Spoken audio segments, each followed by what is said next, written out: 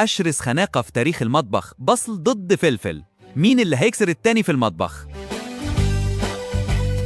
اللقب ده محجوز باسمي، اتفرج واتعلم.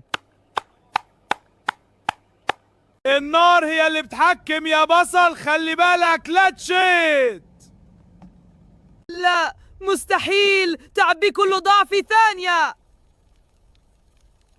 في لحظة الحلم اتحول لكابوس والكل استغنى عنه. قوم يا صاحبي، احنا هنا عشان نطبخ مش عشان نكسر بعض. لما القلوب بتصفي الطعم بيبقى ملوش زي. ايوه صح. كسبنا يا صاحبي. لو عجبك طبعنا اعمل فولو واستنى اللي جاي، وقولنا في كومنت بتحب الاكل حراق ولا بصل.